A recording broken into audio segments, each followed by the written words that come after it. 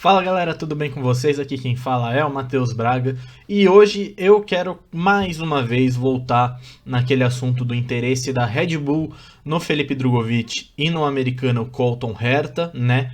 A gente sabe que o Helmut Marko e a Red Bull estão fazendo uma grande pressão na FIA para que eles consigam uma exceção, né? Uma super licença excepcional para o americano Colton Herta. Caso esse interesse da FIA e da Red Bull não venham a convergir, o Felipe Drugovich também surge como um nome possível para assumir um cockpit na AlphaTauri da Fórmula 1 de 2023. Tendo todas essas informações, eu queria conversar com vocês hoje sobre uma declaração do Helmut Marko, né, que deu a entender numa matéria de um jornal alemão, né, especializado em automobilismo, e também fazer uma análise com vocês sobre o Red Bull Junior Team, né, que é a academia de pilotos da Red Bull. Mas antes, não se esquece, se inscreve no canal, ativa o sininho para não perder nada do que a gente vai postar por aqui, deixa o seu like e deixa o seu comentário, beleza? Bom, começando então com o que me motivou a gravar esse vídeo. O perfil no Twitter, que aliás, se você não conhece, eu recomendo que você siga, eu vou deixar o link do post na descrição do vídeo. O perfil da Escuderia Milani postou há 5 horas atrás, né, eu estou gravando às 11h30 do dia 8 de setembro, que um motivo da busca incessante do Helmut Marko pelo Colton Herta é um fraco desempenho, né? A insatisfação com o desempenho dos pilotos da Red Bull Junior Team, beleza? Essa matéria é do Automotor and Sport, e aí eu peço desculpas porque eu não falo alemão, mas o jornal alemão especializado em automobilismo, que tem muita credibilidade no meio do esporte ao motor, principalmente da Fórmula 1, faz uma matéria destacando o futuro do Mick Schumacher, mas dentro dessa matéria, né, destacando o futuro do Mick Schumacher, inclusive citando o Felipe Drugovich como uma grande opção para a próxima temporada, nós temos a informação de que o Helmut Marko, o chefe da Red Bull, né, que é chefe do Christian Horner e do Franz Tost na Red Bull e na AlphaTauri, ele não está nem um pouco satisfeito com o desempenho dos seus pilotos juniores e também do Tsunoda. E essa possível também saída do Pierre Gasly para a Alpine faz com que a Red Bull busque incessantemente por um piloto, né? Ela precisa de uma dupla para colocar na sua equipe satélite, na AlphaTauri. E a Red Bull, a gente sabe, furou o procedimento padrão de ter pilotos apenas de sua academia apenas no ano passado, né, com o Sérgio Pérez assumindo o posto na equipe principal, na Red Bull Racing, para pilotar ao lado do Max Verstappen. E se a gente vai, por exemplo, eu estou com a segunda tela aberta aqui na página da Red Bull, né, destacando o seu time júnior. Se a gente vai para os alunos, né, que eles chamam de alunos, a gente tem grandes nomes, né? A gente tem o Pierre Gasly, a gente tem o Callum Ilott, a gente tem o Sérgio Sete Câmara, a gente tem o Pato O'Ward, que está na Fórmula Indy, a gente tem Carlos Sainz, Max Verstappen, Sebastian Vettel, Daniil Kvyat, Alex Albon, Daniel Ricciardo, o Verne também está aqui. Então, todos esses grandes pilotos, né, que chegaram a disputar grandes provas, como o GP de Mônaco, 500 milhas de Indianápolis, todos esses pilotos conhecidos, eles eles passaram pelo programa Júnior da Red Bull e chegaram a algum lugar via o Red Bull Junior Team, né? Então é muito interessante que a gente veja essa queda de produção, né? É muito interessante que a gente veja esse momento que o Red Bull Junior Team passa de não ter alguém preparado para assumir esse lugar na Fórmula 1, né? A gente, há uns 3, 4 anos atrás, não imaginaria nem que a Red Bull fosse apostar em alguém de fora da sua academia. E dito isso, a gente começa a avaliar alguns dos pilotos que estão fazendo parte do Red Bull Junior Team hoje, para a gente chegar no que é o rumor de que o Colton Herta ou o Felipe Drugovich estariam encaminhados para pilotar pela Red Bull em algum momento. Dito isso, vamos passar para a Fórmula 2. A principal categoria de acesso da Fórmula 1 conta com 4 pilotos patrocinados pela Red Bull, né, que são membros do Junior Team. O Ayumu Iwasa, o Liam Lawson, o Dennis Hauger e o Jehan Daruvala.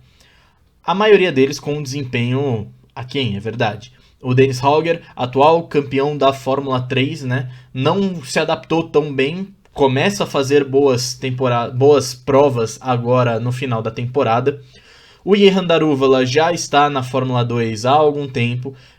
Demonstrou seu potencial, é verdade, é um vencedor na Fórmula 2, mas ele pegou um carro da Prema e está fazendo patetada atrás de patetada. Ele, por ter um carro e uma equipe confiável da Fórmula 2, que é a Prema, o Jehan Daruvala ele está bem na tabela, né? Aliás, daqui a pouco no vídeo eu vou fazer um corte, inclusive, para pegar para vocês a tabela da Fórmula 2, para a gente ver, localizar onde estão os membros do Red Bull Junior Team.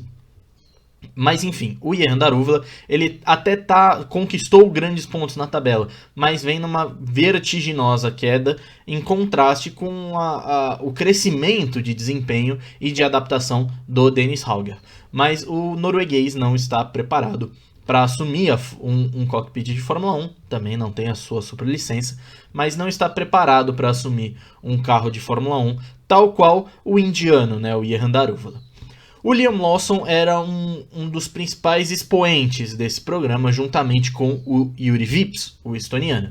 Mas aí a gente chegou naquele ponto onde o Liam Lawson não demonstrou um grande crescimento e o Yuri Vips teve aquela polêmica racial que cortou o seu patrocínio da Red Bull, né? Então, o Liam Lawson, ele parecia o cara, né, o neozelandês parecia o cara para assumir, para ser o próximo na fila, né, com a queda, é claro, do Yuri Vips. O Liam Lawson, ele parecia o cara para assumir um posto na Red Bull, mas acabou que o desempenho dele não está tão como se espera do Liam Lawson e como a gente já viu que o Liam Lawson tem condição de executar. O melhor deles, né, em desempenho, vem sendo o Ayumu Iwasa, que subiu da Fórmula 3 também nesta temporada para a Fórmula 2. Vem tendo bons desempenhos, é claro que é um piloto que está se adaptando, o japonês, mas o Ayumu Iwasa vem tendo melhores desempenhos desses 4 pilotos que nós citamos aqui. Mas também é um cara que não está preparado para assumir um carro da Red Bull na Fórmula 1. E dito isso, eu vou pegar a tabela agora da Fórmula 2 para mostrar para vocês. Então, como vocês podem ver aqui na tabela, galera, o Felipe Drugovich vai liderando o Campeonato Mundial de Fórmula 2, 233 pontos, mas o que importa para a gente são os pilotos da Red Bull Junior Team. O primeiro que a gente consegue encontrar aqui é o Liam Lawson, que está na 5ª colocação com 119 pontos, seguido pelo Ayumu Iwasa com 114. O Yuri Vips, que fazia parte do programa, está em 8º com 99 pontos. O Jehan Daruvala com 95, logo atrás do Yuri Vips. E lá em 12º está o Dennis Hauger, o norueguês da Prema, com 85 pontos. Beleza? E dito isso, na Fórmula 3, por exemplo, a gente tem o francês, o Isaac Hadjar, que está disputando o título da categoria, e também temos o britânico Johnny Edgar e o americano Jack Crawford. São esses 3 pilotos que são pilotos Red Bull na Fórmula 3. Nenhum deles pronto para assumir um lugar na Fórmula 1, né? O Isaac Hadjar parece que é o cara mais pronto, mas a gente precisa ver ele com um carro um pouco mais de potência do que o da Fórmula 3, que é o carro da Fórmula 2, né? Acho improvável e impossível de que a Red Bull decida apostar no Isaac Hadjar antes de sequer dar uma chance pro Iwasa ou pro Lawson, por exemplo, né? E aí a gente entra na parte final do vídeo, que é discutindo um pouquinho sobre o porquê que a Red Bull Junior Team perdeu tanta importância. E não vem só do desempenho dos pilotos. É claro que muitos pilotos que a gente tem conhecimento que são fantásticos nas categorias de base, talvez na categoria superior não tenham o mesmo desempenho. O próprio Dennis Hauger, que nós citamos aqui, foi campeão com sobras na Fórmula 3 de 21, mas na Fórmula 2 de 22 não vem tendo um bom desempenho, como vocês viram agora há pouco, quando eu mostrei a tabela do Mundial de Fórmula 2. Então, é natural, é completamente natural também que esse mundo das academias de piloto acabe sendo reduzido, né? A gente está vendo um movimento de distanciamento do piloto com a academia. Isso porque isso aconteceu ao longo dos últimos anos, tá? O Nick De Vries foi campeão da Fórmula 2 apoiado pela Mercedes e não conseguiu uma vaga na Fórmula 1. O Oscar Piastri foi apoiado pela Alpine e não conseguiu uma vaga na equipe principal, tanto que agora foi para a McLaren. Esse movimento vem acontecendo. As vagas na Fórmula 1 são limitadíssimas e nem sempre a academia vai conseguir garantir uma vaga de pilotos. Muito pelo contrário, ela te restringe muito. Se você é membro da academia da Ferrari, por exemplo, você tem as suas portas fechadas nas equipes que não são parceiras da Ferrari. Que não sejam a Alfa Romeo, que não sejam a Haas e que não seja a própria Ferrari. Se você é piloto da Red Bull, você tem portas fechadas na maioria das equipes, exceto provavelmente a AlphaTauri. Até mesmo a Red Bull pode fechar as portas para você se você é um piloto da academia dela. A única equipe realmente que abre as portas para um piloto da Red Bull Junior Team é a AlphaTauri.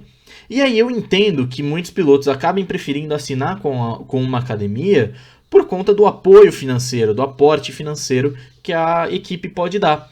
Mas no caso do Drugovich, por exemplo, ele tem carta branca para procurar um assento para ele na Fórmula 1.